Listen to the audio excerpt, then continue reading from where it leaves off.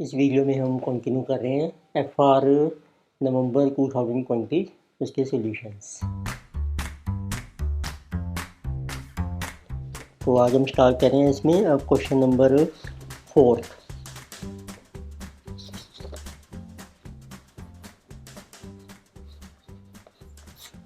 लेकर सी first part देखते हैं। इसमें आपको मेंशन किया है on April 1st 2019 8% convertible loan with a nominal value of ₹12 lakh was issued at par by Cargo limited.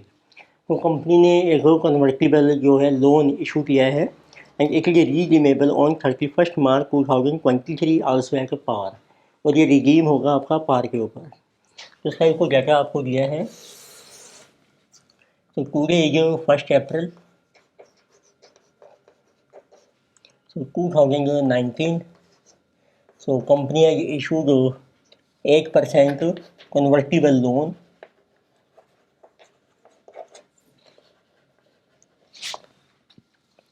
With nominal value ₹12 lakh. तो इसकी जो फेस वैल्यू है that is 12 lakh and it is issued at par by Cargo limited. So company का नाम भी आपको दिया है कार्गो लिमिटेड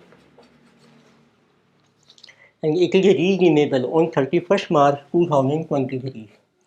तो इसकी जो रिडेम्पशन डेट है 31 मार्च 2023। तो इससे आप देख सकते हैं कितनी लाइफ है। 19 से फर्स्ट ईयर बनेगा आपका 2020, 21 एंड 22। तो it means life is 4 years up to 23। So alternatively it may be converted into equity share. तो या तो ये रिडीम हो जाएगा एट पार के ऊपर, तो आर होती है रिडेम्पशन वैल्यू, या फिर ये कन्वर्ट हो जाएगा इन इक्विटी शेयर्स में on the basis of 100 equity shares for each ₹200 worth of loan, और इट विल बी कन्वर्टेड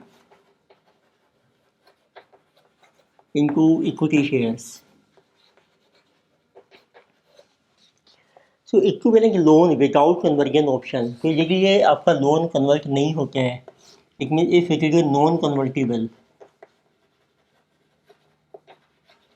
तो उस टाइप का जो सिमिलर लोन है, so this would have carried interest at 10%। तो इसका जो रेट ऑफ इंटरेस्ट बनता है तो that is equal to 10% per annum. अब कन्वर्टिबल में कंपनी इशू कर रही है 8%। So interest for 96,000 has already been paid and included as a finance cost. तो जैसे लोन है तो कंपनी ने इस केस में इंटरेस्ट पे कर दिया है। Interest paid by company this is 96,000 that is 8% का ऑफ 12 लाख, और इसको हमने अपना डाल दिया अपनी इंटरेस्ट कॉस्ट में, विच मीन्स फाइनेंस कॉस्ट। ये कंपनी ने बुक्स में रिकॉग्नाइज कर दी है। पीवी फैक्टर देखो आपको दिए हैं 8%, 10% दोनों के लिए हैं। So how will the company present above loan notes in the financial statement for the year ended 31 मार्च 2020। तो आपने बताना है तो इस साल जो आपका ईयर चल रहा है 1920, तो 31 मार्च को इसको हम बैलेंस शीट में कैसे रिप्रेजेंट करेंगे। तो पहले देखो इसमें ये कन्वर्टिबल लोन है किसी कार को फाइनेंशियल इंस्ट्रूमेंट, तो उसमें अप्लाई होगा आपका एज पर इंड AS 109। तो convertible loan so is a financial instrument, ये एक फाइनेंशियल इंस्ट्रूमेंट माना जाएगा। अब कन्वर्टिबल लोन है, इसको फिर आपने स्प्लिट करना है दो पार्ट्स में। It has to be split into two parts. तो what is our loan amount means pure debt. इसमें आपको देखना है प्योर डेट का कितना अमाउंट है और प्लस इक्विटी। कन्वर्टिबल में क्योंकि हम लोन को इक्विटी में कन्वर्ट कर सकते हैं, तो उसमें कुछ इक्विटी का पोर्शन है, कुछ हमारा लोन का पोर्शन है, जिसको डेट भी कहते हैं। What is equity portion. तो इसका सिंपल रूल क्या है, तो पहले हम कैलकुलेट करते हैं डेट का कितना अमाउंट बनता है उस लोन में। तो what is our fair value of our loan option. Loan means जो आपका डेट है इसके अंदर, तो उसकी कितनी फेयर वैल्यू है। तो एज पर इंड एस 109 तो उसकी डेफिनेशन है आप लेंगे present value of cash outflows of loan option. तो आपने लेने हैं आउटफ्लोज ऑफ लोन और इसकी प्रेजेंट वैल्यू कैलकुलेट करेंगे हम एट तो current market rate of interest.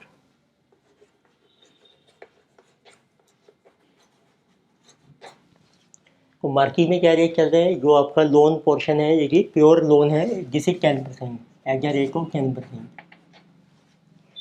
तो इसकी देखो वैल्यू कैलकुलेट करते हैं। तो एक्चुअल में देखो आपने इंटरेस्ट पे करना है 8%, अमाउंट है 12 लाख, ये रिडीम हो जाएगा। तो इसकी वैल्यू कैलकुलेट करेंगे, इसको कहते हैं वैल्यू ऑफ लोन ऑप्शन। जो इसमें लोन का ऑप्शन है उसकी वैल्यू आपने कैलकुलेट करनी है। टेबल ड्रॉ कर लीजिए। तो ईयर तो 1 to 4 ईयर हर साल कंपनी इंटरेस्ट पे करेगी। तो बचेगी कैश आउटफ्लो रुपीज़ में जैसे 96,000, 12 लाख का लोन है उसके ऊपर 8% इंटरेस्ट और लास्ट में हम इसको रिडीम करेंगे। रिडेम्पशन वैल्यू है आपकी 12 लाख। इसका मतलब है कि देखिए आपका लोन इक्विटी में कन्वर्ट नहीं होता है तो कितना अमाउंट आपको पे करना है, उसकी कैलकुलेट करो आपको प्राइसिंग वैल्यू। वो आपने लेना है करंट मार्केट रेट जो चल रहा है 10%।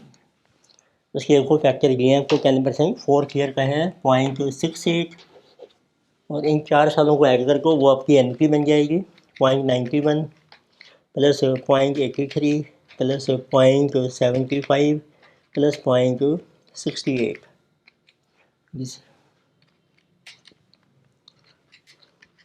0.91 plus 0.83 plus 0.75 plus 0.68 3.17।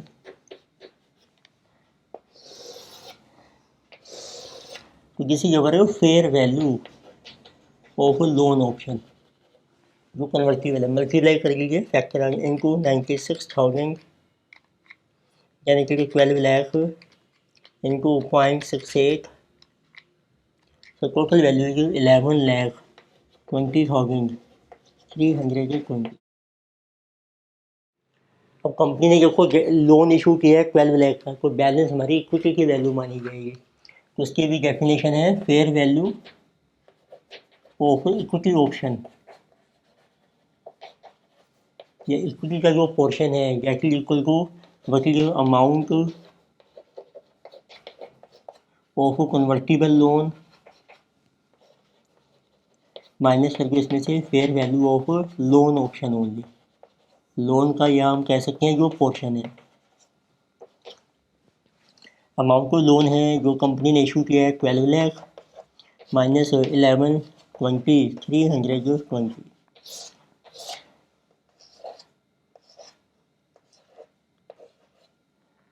This is 79,680। अब उन्होंने पूछा कि आपने फाइनेंशियल स्टेटमेंट में इसको किस तरीके से डिस्क्लोज करना है। तो उसके एंट्रीज पास करते हैं पहले। We are pass general entries वहाँ पर रिकॉर्ड कीजिए पहले फॉर द ईयर 2019-20। तो सबसे पहले आएगी आपकी 1 अप्रैल। तो जब कंपनी ने कन्वर्टिबल लोन इशू किया है उसकी एंट्री बन जाएगी bank account debited to 8% convertible loan account जिसे financial liability and to equity account. जो इक्विटी पोर्शन है उसको आप इक्विटी अकाउंट में ट्रांसफ़र कर लीजिए। नरेशन नहीं मैंने मेंशन की, नॉर्मली है being issue of convertible loan. देखो अमाउंट आपको मिला है 12 लाख। इसमें के लोन की वैल्यू है 11,20,320 और इक्विटी की वैल्यू है 79,680। अब आपने इंटरेस्ट की एंट्री जाननी है। ये जो फेयर वैल्यू है लोन ऑप्शन की तो हम उसके ऊपर इंटरेस्ट ड्यू करेंगे जैसे ऑन 31 मार्च। उसकी एंट्री बन जाएगी इंटरेस्ट अकाउंट डेबिटेड। इंटरेस्ट को कहते हैं फाइनेंस कॉस्ट एक तरीके से ये आपकी फाइनेंस की कॉस्ट मानी जाएगी। To 8% convertible loan account which is your financial liability. तो ये किसके ऊपर ड्यू होगा? ये ड्यू होगा जितनी आपकी फेयर वैल्यू है लोन की जो आपने रिकॉग्नाइज की है 11,20,320 और उसके ऊपर जो मार्केट रेट है 10%, उसके बेस पर आपने ड्यू करने हैं। तो किसी 112,032 ये आपकी इंटरेस्ट कॉस्ट आ जाएगी।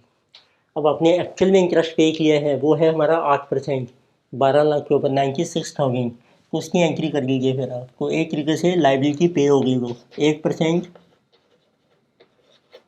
Convertible loan which is your financial liability account debited to bank account.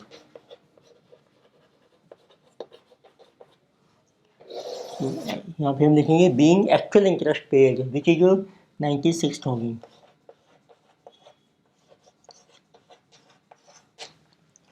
तो ये जो आपने इंटरेस्ट ड्यू किया था ये आपका एक्सपेंस माना जाएगा जो पीएनएल में चार्ज हो जाएगा। PNL to interest that is 112,032।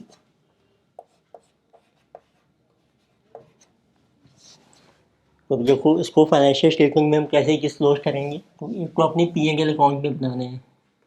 तो पीएनएल लॉस अकाउंट, तो उसमें आप शो कीजिए एक्सपेंसिव में, तो वहाँ पर हम शो करेंगे इंटरेस्ट कॉस्ट जिसे 112,032। फिर एक आपने बैलेंस शीट में शो करने हैं। बैलेंस शीट एज ऑन 31 मार्च 2020। इसमें आप शो कीजिए लाइबिलिटी साइड में, यहाँ पर हम मेंशन कर देंगे इसको नॉन करंट लाइबिलिटीज़। और एक अपनी इक्विटी में, चलो पहले इक्विटी शो कर रखे हैं, एक को अपनी इक्विटी में शो करना है। यहाँ पर आप शो कीजिए इक्विटी जिसे जो फॉर कन्वर्टिबल लोन, आप ब्रैकेट में लिख सकते हैं ये कन्वर्टिबल लोन का पोर्शन है जो इक्विटी में जा रहा है आपका। तो इसका अमाउंट आपने कैलकुलेट किया था 79,680। और एक आपको नॉन करंट लाइबिलिटीज़ में शो करना है जिसे कवर फाइनेंशियल लाइबिलिटी। तो 8% कन्वर्टिबल लोन, तो उसका देखो कितना बैलेंस रह गया हमारा। टोटल जो लोन था हमारा वो था 11,20,320। फिर उसके ऊपर आपने इंटरेस्ट ड्यू किया 10%, जैकी जबर वो ऐड कर दो इसमें। राइट, ड्यू हो गया आपका 112,032, ये आपका ऐड हो जाएगा इसमें, और माइनस कर दो जो आपने पे कर दी लाइबिलिटी 96,000 का इंटरेस्ट हमने पे कर दिया है, तो ये बैलेंस आ जाएगा आपका। तो प्लस 10% एंड माइनस ओवर 96,000 आपकी लाइबिलिटी रह जाएगी बैलेंस शीट में जिसे कि 11,36,350 इक्विटी आएगी नॉन करंट लाइबिलिटीज़। और आप पीएनएल में जो एक्सपेंस है वो भी शो कर सकती हैं, वो भी आप इक्विटी में शो कर सकते हैं पीएनएल में। ये आपका आ गया एक्सपेंस फॉर इंटरेस्ट। अब सिर्फ एक्सपेंस है तो ये आपका आ जाएगा 112,032। ये बन गई टोटल लाइबिलिटीज आपकी, like see this plus 79,680 and minus 112,032 इसी 1104। अब आप एसेट साइड में भी शो कर सकते हैं, उसमें करंट एसेट में आप शो कर दीजिए कैश एट बैंक कितना रह गया आपके पास। वो आपने convertible debenture convertible loan issue किया 12 लाख का, उसमें से आपने इंटरेस्ट भी लिया 96,000, बैलेंस रह गया आपका 11,04,000। This will be total assets 11,04,000। ये बैलेंस शीट आपकी टैली हो जाएगी। सिर्फ यही ट्रांजेक्शन हमने शो किया है बैलेंस शीट में, और कोई डाटा हमें नहीं दिया है इसमें कन्वर्टिबल लोन की। तो ये क्वेश्चन है नॉर्मल, बहुत बार पहले भी आया हुआ है एग्जाम में, उसी टाइप का क्वेश्चन है ये। तो नेक्स्ट लेके सी क्वेश्चन नंबर 4 के बी पार्ट। इसमें आपको मेंशन किया है John Limited has identified 4 segments for which revenue data is given as per below. इसमें ये सेगमेंट रिपोर्टिंग का बेस पर टॉपिक है आपका, segment report which is covered by Ind AS 108। इसमें देखो आपको सेगमेंट दिए हैं ABC की, 4 सेगमेंट हैं, उनकी एक्सटर्नल सेल की है, इंटरनल सेल की है, टोटल सेल्स की है। उसका डाटा बनाते हैं पहले।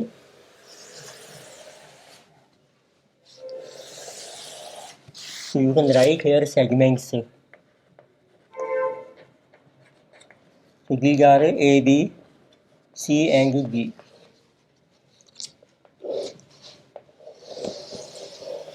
इनकी आपको दिया है देखो एक्सटर्नल सेल। तो first to write external sale, rupees में चल रहा है डाटा, यानी कि given internal cell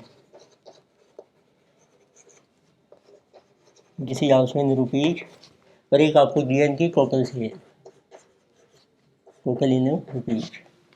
so external sale of AAU 4 lakh, internal is nil, so total is 4 lakh,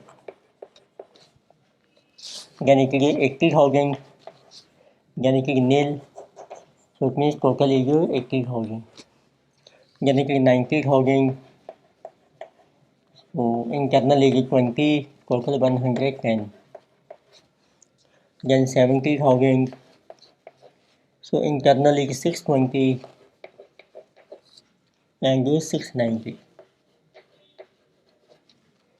फिर आप टोटल कर सकते हैं,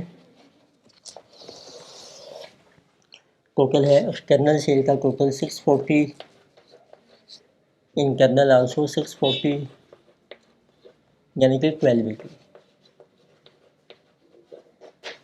ये आपको सेल्स नहीं है। तो देयर आर नी following addition information is available with respect to John Limited. तो कंपनी का नाम है John Limited. So segment C is a high growing business and management expects that this segment to make a significant contribution to external revenue in coming year। तो एक segment C जो है ये growing business है, और management को लगता है कि फ्यूचर में भी ये सिग्निफिकेंट कंट्रीब्यूशन देगा for external revenue. It mean according to management this is a significant segment.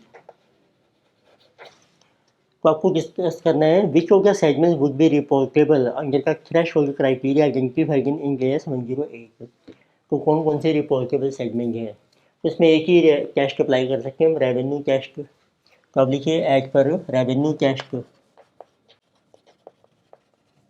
तो रूल क्या है आपका, सेगमेंट इज रिपोर्टेबल, तो सेगमेंट आपका रिपोर्टेबल माना जाता है। सो इफ सेगमेंट रेवेन्यू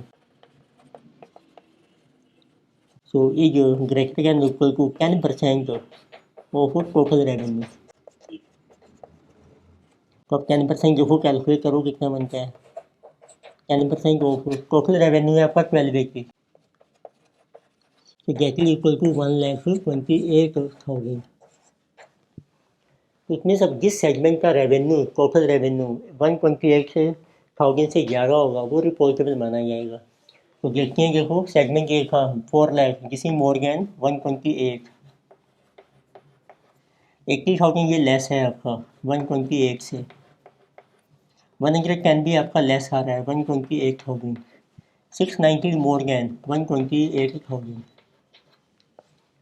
तो इट मीन्स तो सेगमेंट ए आपका रिपोर्टेबल बन गया, जिसमें ये रिपोर्टेबल, सेगमेंट बी भी आपका रिपोर्टेबल है। फिर एक दूसरा टेस्ट होता है जिसे कहा गया, ये था आपका रेवेन्यू टेस्ट, जैसे कहा गया external revenue test. Then it is our as per external revenue test. जो भी आपने रिपोर्टेबल सेगमेंट लिए हैं उनका एक्सटर्नल रेवेन्यू जो है it should be at least 75% of total external revenue. तो as per external revenue test, so total external revenue, तो आपको लिखना है only external revenue of reportable segments should be at least greater than equal to 75% of total external revenue। ये condition भी satisfy होनी चाहिए। तो अब देखते हैं रिपोर्टेबल है ए और डी, उनका एक्सटर्नल रेवेन्यू कितना है 4,00,000 एंड 70,000। तो इट मीन्स इसकी परसेंटेज बन रही है 4,70,000 और टोटल है 640 आपका एक्सटर्नल रेवेन्यू। नहीं, सिर्फ एक्सटर्नल रेवेन्यू की परसेंटेज निकालेंगे अब हम, इसका नाम ही यही है एक्सटर्नल रेवेन्यू टेस्ट। इसकी इनको परसेंटेज कितनी बन रही है, अब ये कम से कम 75% होनी चाहिए। So this is coming 470 divided by 640 into 100, this is coming 73.44%। इतनी ये लेस रहेगी 75% से। तो उस केस में फिर मैनेजमेंट को एक सेगमेंट और ऐड करना पड़ेगा सो दैट कि जो टोटल एक्सटर्नल रेवेन्यू है वो कम से कम 75% हो जाए। तो कौन सा ऐड करेंगे हम, जो मैनेजमेंट को लगता है कि इम्पोर्टेंट है। तो इट मीन्स अब आपको मेंशन करना है, अब लिखिए since so total external revenue so is less than 75%, so management should also consider segment C, क्योंकि सेगमेंट सी में वो कह रहे हैं मैनेजमेंट को लगता था कि सी में ग्रोथ होगी फ्यूचर में and which will make more contribution for external sale. It means management should also consider segment C as reportable because as per management it is our growth segment. अब देखते हैं व्हाट विल बी रेवेन्यू। अब यदि आप उस segment के सी को भी ले लेते हैं फिर आपका एक्सटर्नल रेवेन्यू कितना बन जाएगा। अब 90 का और ऐड कर लीजिए तो 470 प्लस 90 ये बन जाएगा आपका 560। तो this is external revenue of A C and D. अब इसकी परसेंटेज चेक करते हैं 560 divided by 640 into 100, this is coming now 87.5%, क्योंकि मोर देन 75%। अब ये कंडीशन सेटिस्फाई हो गई है। तो इस तरीके से अब आपके रिपोर्टेबल सेगमेंट कौन कौन से बने जाएंगे। हैंस अब आपने आंसर देना है decision reportable segments are they are A C and D. इसमें यही पॉइंट है इंपॉर्टेंट है एक्सटर्नल रेवेन्यू। कई बार होता है स्टूडेंट ये भूल जाते हैं, बस सीधा 10% का क्राइटेरिया लगाया उन्होंने और ए और डी आंसर ये लिया, सी को रह गया लेना। 75% वाला टेस्ट अप्लाई नहीं किया, वो उसी के मार्क्स आपके आगे रह जाएंगे। तो अगर भाई वैसे इजी क्वेश्चन है। नेक्स्ट लेके सी क्वेश्चन नंबर 4 के सी पार्ट, जिसमें देखो आपको मेंशन किया है P Limited and S Limited are in business of manufacturing garments. P Limited holds 30% of equity share of S Limited for the last several years. P Limited obtains control of S Limited when it acquires further 65% stake of S Limited share, thereby resulting in a total holding of 95% on December 31, 2019। तो इसमें जो कोई company की है तो P Limited है, एक already है जो 30% equity of S Limited and now it has taken P acquires on 31st December 2019. So how much it acquires? It acquires 65% stake in S. It means अब इसके पास टोटल इसका स्टेक बन जाएगा 95%। तो हम किसी मोर देन 50%, तो it means P acquires control over S. तो it means as on this case P acquires control over S. ठीक है, acquisition had of following features. अब ये इसका क्या था कि है एक्विजिशन का। इट मीन्स अब पी ने जो 65% स्टेक एक्वायर किया है उसके लिए वो बता रहे हैं आपको पी लिमिटेड ट्रांसफर से cash of 50 lakh and issue के 90,000 shares on December 31 the market price of share is ₹10 and the equity shares issued as per this transaction will comprise 5% of post acquisition capital of P। अब इसके लिए जो P company है number 1, तो P है जो पे जो कॉन्सिग्रेशन, जब आप 65% शेयर एक्वायर करोगे इसलिए कुछ कॉन्सिग्रेशन पे करेंगे हम, तो पी ने पे किया है पे जो कॉन्सिग्रेशन। कॉन्सिग्रेशन में एक तो आपने कैश पे किया है ऑफ ₹50 लाख और प्लस आपने शेयर्स इशू किए हैं, तो इसका अमाउंट बन रहा है 90,000 शेयर हम इशू कर रहे हैं of ₹10 each, it mean 9 lakh के शेयर इशू कर दिए आपने। अब ये जो शेयर आप इशू करेंगे एस को, तो उसके थ्रू एस को कितने परसेंट स्टेक मिल रहा है पी में, एस विल गेट ओनली 5%। इसका होगा एस का कोई कंट्रोल नहीं है पी पर। सेकंड पॉइंट भी आपको दिए पी लिमिटेड एग्रीज टू पे additional consideration of ₹4 lakh if the cumulative profit of S limited exceed 40 lakh over the next 2 year. फिर पी कंपनी एक 4 लाख रुपये एक्स्ट्रा पे करेगी यदि एस के प्रॉफिट्स आने वाले 2 सालों में 40 लाख से ज़्यादा हैं। इसको हम कहते हैं कंटिंजेंट कंसिडरेशन, तो उसको भी आपने लेना है। उसकी लेके हैं फेयर वैल्यू। अब उन्होंने दिया है at acquisition date it is not considered probable कि extra consideration will be paid, पर इसकी कोई पॉसिबिलिटी नहीं है कि फ्यूचर में कंपनी को प्रॉफिट 40 लाख से ज़्यादा होगा और ये 4 लाख हमें पे करना पड़ेगा। बट फिर भी the fair value contingent consideration is determine to be 2 lakh at the acquisition date. पर आज की डेट में जब आप ये एक्वायर कर रहे हैं उस टाइम इसकी फेयर वैल्यू दी है आपको, तो इट मीन्स पी ने पे किया है जिस much plus there is contingent consideration.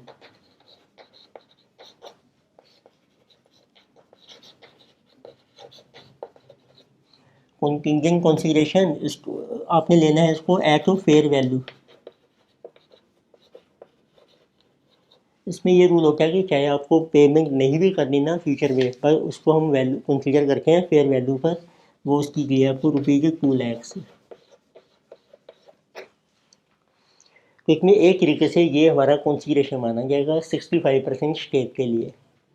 फिर आपको दिया है P limited spent acquisition related cost. Acquisition की जो कॉस्ट होती है वो हम एक्सपेंस मानते हैं, पी एंगल में 4 हो जाएंगी, 2 लाख की हैं। फिर एक आपको दिए हैं तो हमारे पास कितना कंट्रोल आ रहा है 95%, 5% रह गया non controlling interest. Fair value दी है NCI की एक डिटर्मिन को भी 5 लाख है कि acquisition date based on market price. तो इट मीन्स सेकंड पॉइंट जब आपको दे रखा है तो fair value of non controlling interest, वो रह गया इसमें सिर्फ 5%। तो उसकी फेयर वैल्यू आपको दी है तो जिसे जो ₹5 लाख। एंड फर्दर एक आपको दिया है पी लिमिटेड है जो ओन के 30% of share in S limited for several year. 30% share जो हमारे पास पहले से ही है जो पुराने चले आ रहे हैं। And the investment is included in P limited consolidated balance sheet at 8 lakh. तो इसकी जो कॉस्ट है ना इन्वेस्टमेंट, तो इन्वेस्टमेंट फॉर 30% स्टेक एक appears in consolidated financial statements at rupees, ये अपीयर हो रही है आपकी 8 लाख के ऊपर। But it is given the fair value of previous holding is 18 lakh, पर इसकी जो फेयर वैल्यू है आज की डेट में fair value is ₹18 lakh. The fair value S limited net identifiable assets on 31 दिसंबर। अब जब पी ने जब को कंट्रोल एक्वायर कर लिया एस के ऊपर, तो उसकी एस की जो नेट एसेट्स हैं वो भी आपको दी हैं। तो एक पॉइंट और दिया है आपको नेट आइडेंटिफाइबल एसेट्स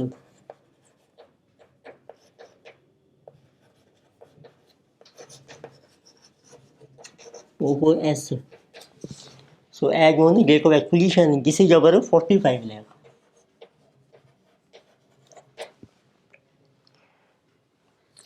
तो एज पर इंड AS 103, तो ये हमारा क्वेश्चन है बिजनेस कॉम्बिनेशन का इंड AS 103 के बेस पर। तो आपको एनालाइज करना है ट्रांजेक्शन को और डिटरमिन करना है कॉम्प्लीमेंट्री एक्विजिशन मेथड और business combination by P limited, और उसकी फिर आपने कॉम्प्लीमेंट्री पास करनी है। तो एनालाइज का मतलब क्या होता है, तो हम सारी चीज़ें बताएंगे इनको। तो फर्स्ट ऑफ ऑल तो आपने मेंशन करना है इसमें नंबर 1 हु इज एक्वायरर। तो इसमें पी ने कंट्रोल एक्वायर किया इसके ऊपर, so P acquires control over S,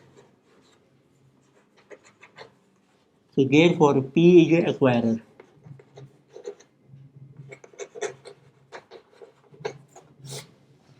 फिर आपको मेंशन करना होता है व्हाट इज एक्विजिशन डेट।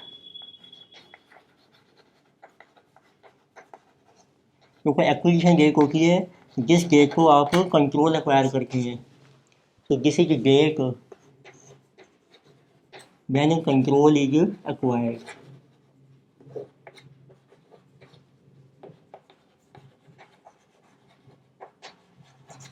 वो आपको डेट दे रखी है, जैसे जबर डेट आपको दी है जिसे दिसंबर 31,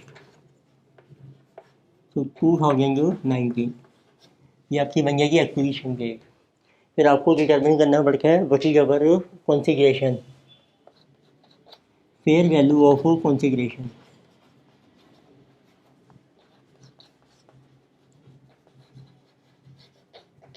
ये हम कैलकुलेट करते हैं फॉर 95% जो स्टेक या कंट्रोल आपने एक्वायर कर लिया है।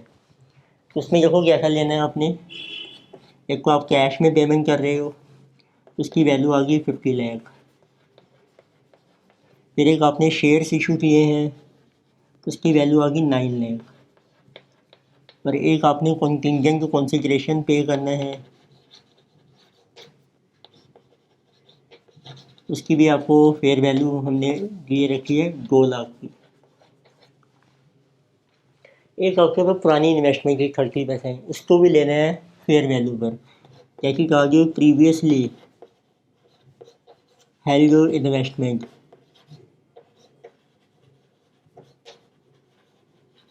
तो उसको हम लेंगे एट टू फेयर वैल्यू। उसकी फेयर वैल्यू देखो आपको दी है 18 लाख। तो ये आपका टोटल कॉन्सिडरेशन माना जाएगा 79 लाख।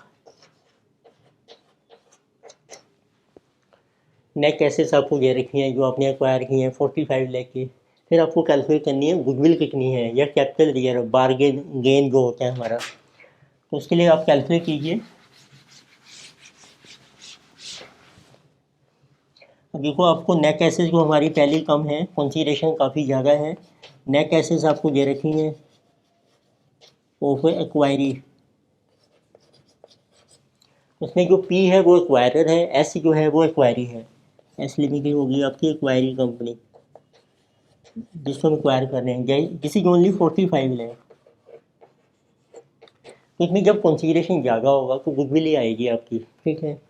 अच्छा सेकंड पॉइंट है, अब जो पुरानी इन्वेस्टमेंट है ना 30%, उसको हमने लिया है फेयर वैल्यू पे, समझो उसको रिवैल्यू भी करना पड़ेगा। तो ये नेट एसेट्स आ गई। और एक आपकी जो प्रीवियसली हेल्ड इन्वेस्टमेंट है, हेल्ड इन्वेस्टमेंट, इसको अपनी रिवैल्यू करना है टू बी रीमेजर्ड, या इसको हम कहते हैं to be remeasured at to fair value as an acquisition रहेगा, और उसका जो भी गेन या लॉस आएगा वो आपने ट्रांसफ़र कर देना है पी&एल में, to be transfer to P&L. तो इसमें देखो फेयर वैल्यू आपकी 18 लाख हो गई है, उसकी जो कॉस्ट हमें दी थी कंसोलिडेटेड बैलेंस शीट में वैल्यू 8 लाख थी, उसमें गेन हो रहा है हमें, तो gain is 18 lakh minus 8 lakh, जिसमें देखिए 10 लाख। फिर आपको गुडविल कैलकुलेट करनी है। अब एनसीआई भी है, एनसीआई की फेयर वैल्यू आपको दी है 5 लाख। तो गुडविल का क्या फार्मूला है, again we have to calculate to goodwill, जिसे ये गुडविल ऑन एक्विजिशन, तो इसका फार्मूला है जितना आप कॉन्सिडरेशन आपने कैलकुलेट किया है और प्लस हमने लेना है NCI, non controlling interest, minus कर दो net assets, net identifiable assets, तो वो आपकी गुडविल बन जाएगी। तो अब देखो कॉन्सिडरेशन है 79 लाख का। NCI की फेयर वैल्यू हमने मेंशन की थी पहले 5 लाख की, और जो एसेट्स एक्वायर करेंगे आप 45 लाख, तो इट मीन्स गुडविल आ गई है आपकी, इसी के 39 लाख इज अवर गुडविल। अब इसकी एंट्रीज पास कर रखे हैं, journal entries, we are passing journal entries.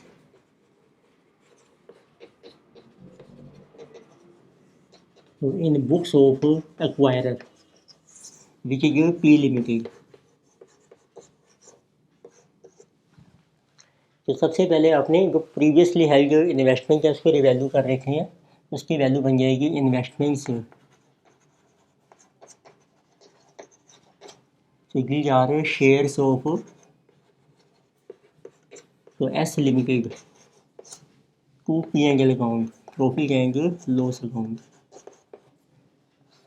This is our gain on remeasurement of investment. तो 8 लाख की पहले बैलेंस शीट में बता रहा हूँ, तो 10 लाख का गेन हो गया।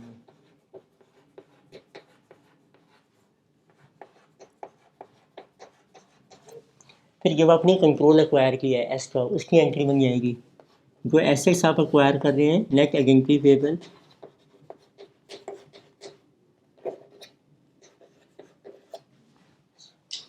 Net identifiable assets account debited, goodwill account debited,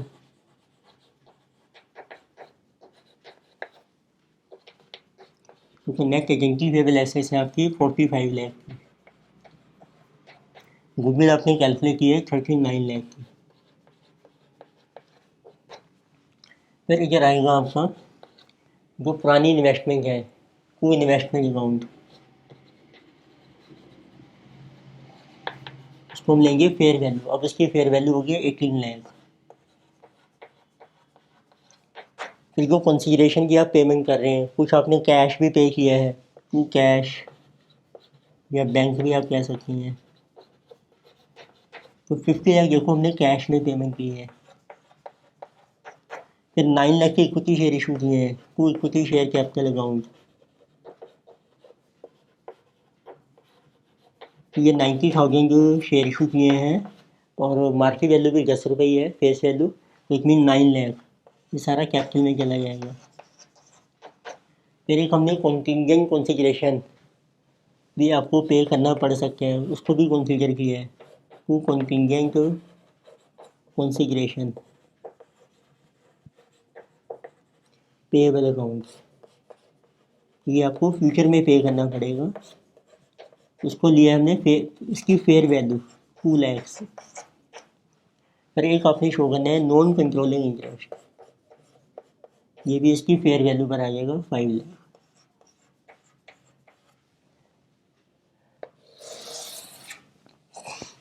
तो ये आप लिख सकते हैं एंट्री हम बना रहे हैं बीइंग एक्विजिशन ऑफ कंट्रोल, अपनी कंट्रोल एक्वायर कर लिया। तो फिर देखो आपका बन जाएगा, जिसमें देखिए 84, और ये बन रहा है आपका 20 एंड 50 79 प्लस 5 84 लाख। अब थे एक्विजिशन के एक्सपेंसिस भी थे हमारे ₹2 लाख के, तो उसकी एंट्री क्या होगी, उसको सिंपली हम डेबिट करेंगे पहले एक्विजिशन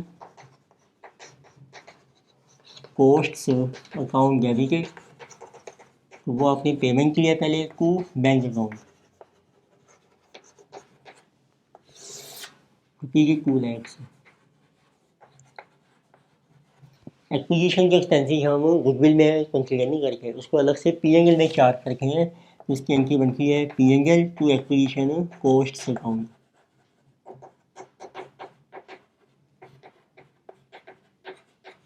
गेट में लीजिए 2 लाख।